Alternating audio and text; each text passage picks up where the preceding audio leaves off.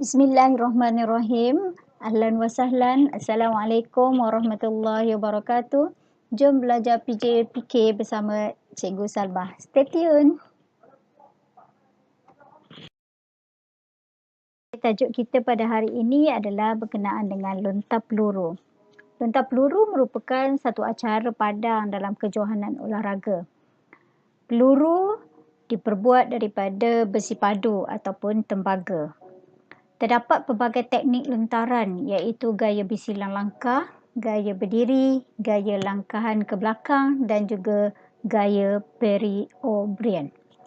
Manakala berat peluru untuk kejohanan, sekiranya remaja di peringkat sekolah, kalau kategori lelaki beratnya adalah 4 kilogram untuk minimum, manakala maksimum adalah 5 kilogram. Manakala remaja wanita, minimumnya adalah 3.25 kilogram, manakala maksimumnya adalah 4 kilogram. Manakala ukuran diameternya untuk remaja lelaki 93 milimeter, manakala maksimumnya adalah 98 milimeter. Untuk remaja wanita pula, minimum diameternya adalah 88 milimeter, manakala maksimumnya adalah 90 mm. Okey, kita tengok peraturan asas lontar peluru. Okey, lontar peluru mestilah dilakukan lontaran di dalam bulatan yang bergaris pusat 2.13 meter.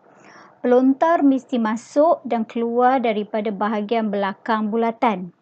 Okey, masuk dan keluar daripada bahagian belakang bulatan. Peluru mesti mendarat dalam sektor 40 darjah, manakala pelontar dikira batal apabila menyentuh kawasan luar bulatan atau memijak bahagian atas kayu penghadang berukuran 10 cm tinggi itu semasa dan juga selepas peluru dilepaskan. Dan peraturan asas yang kelima, pelontar boleh keluar dari bahagian belakang bulatan lontaran selepas peluru mendarat. Okey, kita tengok ini adalah sektor lontar peluru iaitu kawasan bulatannya dan juga sektor 40 darjah yang mana peluru perlu masuk ke kawasan 40 darjah itu. Dan di sebelah kanan itu adalah gaya pelontar ketika ingin memulakan acara. Seterusnya, kemahiran yang diperlukan di dalam lontar peluru iaitu pertama, pegangan. Peluru mestilah dipegang oleh pelontar menggunakan 3 jari di tengah-tengah. Ibu jari dan juga jari kelingking berada di sisi peluru. Perhatikan gambar di sebelah kanan yang dipamerkan. Yang kedua, kemahiran asasnya adalah persediaan, iaitu rapatkan peluru pada leher dan juga bahagian bawah dagu.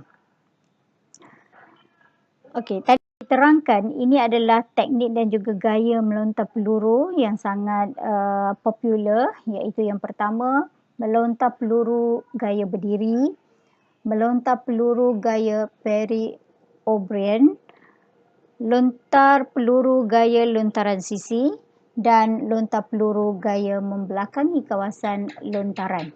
Kita tengok satu demi satu. Lontar peluru gaya berdiri.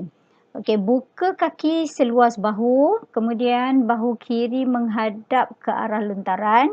Yang ketiga, bengkokkan badan serendah mungkin. Yang keempat, gerakkan kaki kiri ke kayu penghadang.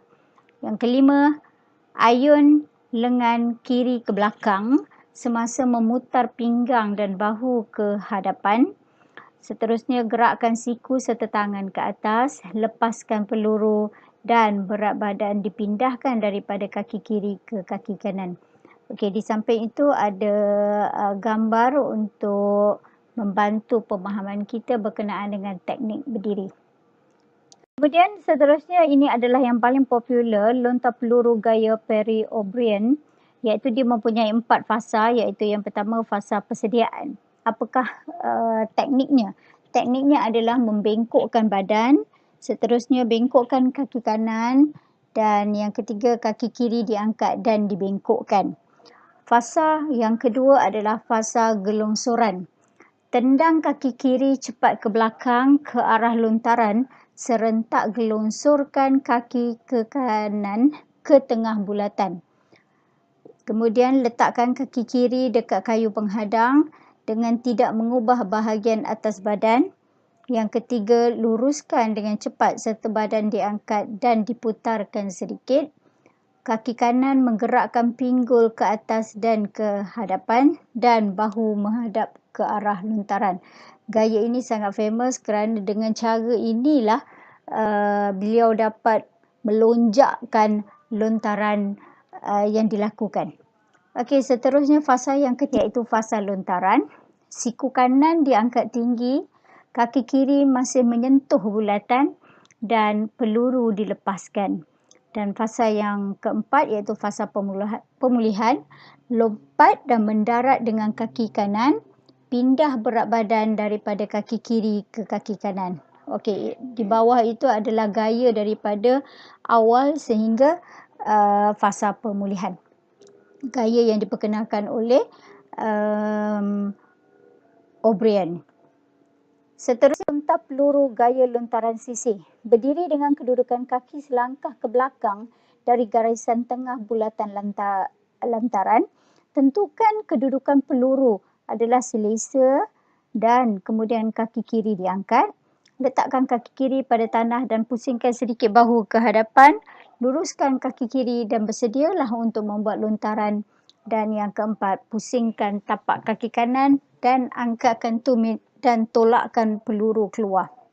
Okey, di bawah itu juga ada gambar bagaimana teknik lontaran sisih. Dan yang keempat, lontar peluru gaya membelakangi kawasan lontaran. Ini merupakan teknik yang paling terkehadapan. Walaupun atlet yang baru terlibat dengan acara ini tidak digalakkan menggunakan teknik ini, namun sekiranya digunakan teknik ini, dia merupakan satu kelebihan jika dapat diaplikasikan. Bagaimanakah langkah-langkahnya? Langkah-langkahnya adalah pertama, mulakan dengan membelakangi ke arah membuat lontaran, bongkokkan badan dan lutut kanan serta luruskan kaki kiri ke belakang, angkat kaki kiri sedikit. Ketiga, turunkan kaki kiri berhampiran dengan papan penahan dalam kawasan lontaran. Yang keempat, pusingkan bahu dan pinggang ke arah lontaran. Dan yang kelima, tolak peluru keluar sekuat mungkin. Okey, yang tadi diceritakan bagaimana teknik dan juga gaya. Sekarang kita akan melihat bagaimana cara nak mengukur jarak lontaran. Okey, pertama, jarak lontaran diukur dari kesan peluru di kawasan mendarat sehingga ke kawasan dalam penahan ataupun garisan bulatan. Ini bermaksud bermula daripada peluru jatuh disambungkan ke pusat garisan bulatan. Hujung pita ukur ditempatkan pada bahagian kesan peluru yang paling dekat dengan bulatan. Yang seterusnya, hujung pita ukur ditempatkan pada bahagian kesan peluru yang paling dekat dengan bulatan lontaran. Pita ukur ditarik sehingga di tengah bulatan dan bacaan pita yang bertemu dengan bahagian dalam penahan akan menunjukkan bacaan lontaran. Okey, di sebelah kanan juga ada visual yang menunjukkan bagaimana cara mengukur jarak lontaran yang telah dilakukan oleh pelontar. Okay, ini merupakan info tambahan. Dua gaya yang dipersembahkan oleh pelontar, iaitu gaya yang pertama, gaya yang kedua dan di bawah tu juga ada juga ditunjukkan beberapa lontaran yang betul dan juga salah. Cuba kita perhatikan gambar yang bahagian bawah sekali, sebelah kanan adalah sah lontarannya, manakala gambar sebelah kiri batal. Kenapa batal? Kerana tangan pelontar menyentuh papan penanda, dan yang bawah juga adalah batal kerana kaki pelontar telah memijak papan penanda. Jadi maknanya pelontar dia tidak boleh melepasi papan penanda tersebut. Kemudian di bawahnya juga ada gambar kawasan pendaratan lontar peluru dan juga bagaimana kedudukan pengadil. Kita perhatikan kedudukan pengadil. Pengadil yang diperlukan adalah seramai 4 orang. 2 orang duduk di bahagian kawasan tengah bulatan dan yang 2 lagi duduk di bahagian setiap penjuru 40 darjah.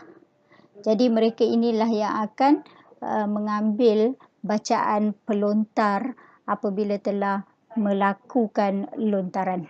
Itu sahaja untuk info berkenaan dengan lontar peluru. Jadi diharap dengan penerangan ini dapat memberi manfaat kepada semua.